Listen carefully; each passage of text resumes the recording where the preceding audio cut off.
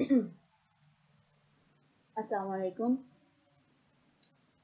अभी हमने जो पढ़ा सेल मेम्ब्रेन के बारे में और उसके फंक्शंस देखे। अब हम सेल वॉल की तरफ चलते हैं कि एक और सेल ऑर्गेनेली है, सेल वॉल। लेकिन ये भी याद रखना है कि सेल वॉल हर लिविंग ऑर्गेनिज्म के अंदर नहीं पाई जाती और इसके क्या क्या फंक्शंस है, इसकी स्ट्रक्चर कैसी है, इसकी केमिकल कंपोजिशन क्या है, ये भी हम सब इसमें पढ़ेंगे। इसकी definition, the outermost boundary in most of the plant cell is cell wall. तो आपको यहाँ से पता चला कि एनिमल सेल के अंदर सेल वॉल मौजूद नहीं होती, ये प्लांट सेल के अंदर होती है, बैक्टीरिया में भी होती है, फंजाई के अंदर भी होती है। The cell wall of plant cell is different from that of prokaryotes both in structure and chemical composition. यहाँ बताया गया है कि सेल वॉल जो प्लांट में पाई जाती है और जो प्रोकैरियोट में पाई जाती है उसके वो डिफरेंट होती है स्ट्रक्चर के हवाले से भी और केमिकल कंपोजिशन के हवाले से भी। अब यहाँ पर फॉर्मेशन बताई गई है कि वो कैसी होती है। It is secreted by the protoplasm of cell. कि सेल वॉल कैसे बनती है, सेल वॉल का जो प्रोटोप्लाज्म है वही सेल वॉल को सेक्रेट करता है और इसकी थिकनेस जो है वो डिफरेंट प्लांट सेल के अंदर डिफरेंट होती है। उसके बाद हम इसका स्ट्रक्चर देखते हैं। ये 3 मेन लेयर से मिलकर बनती है। It is compose of 3 main layers. Number 1 primary wall, number 2 secondary wall and number 3 middle lamella. अब हम वन बाय वन इन तीनों को भी डिस्कस करेंगे। सबसे पहले मिडल लैमेला को देखते हैं।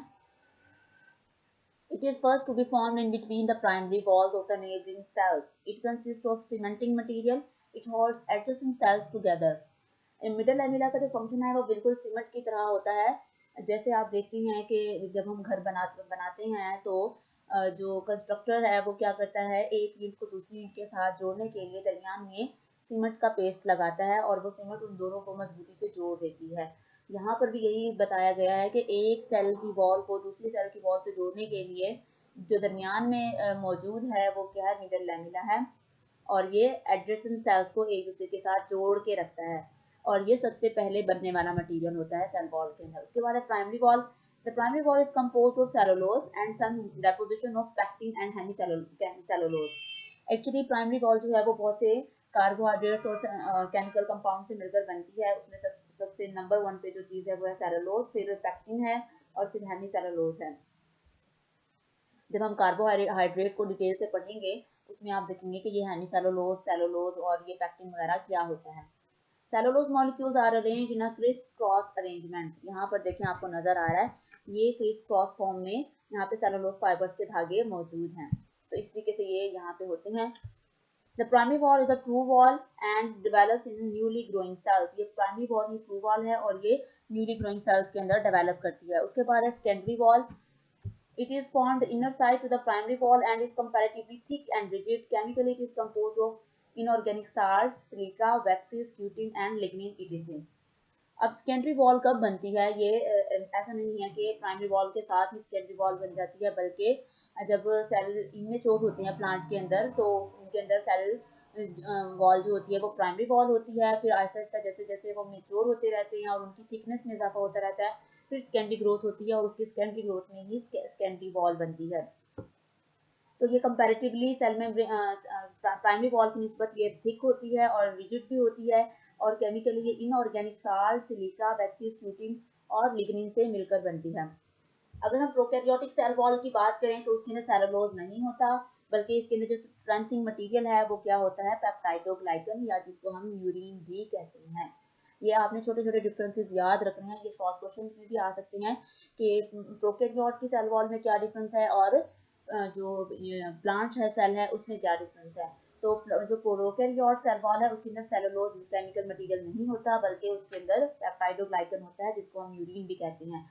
इसी तरह जो फंगल सेल वॉल है उसके अंदर काइटिन होता है, ये भी एक थिक और रिजिड केमिकल सब्सटेंस होता है जो कि फंजाई को बहुत स्ट्रेंथ देता है, जिसकी वजह से उसका सेल वॉल का स्ट्रक्चर जल्दी से खराब नहीं होता। अब हम देखेंगे उसके फंक्शंस कि ये क्या रोल प्ले करती है। It gives a definite shape to the cell and keeps it rigid. कि ये सेल को मजबूत रखती है, उसको शेप भी प्रोवाइड करती है। It does not act as a barrier to the material passing through it.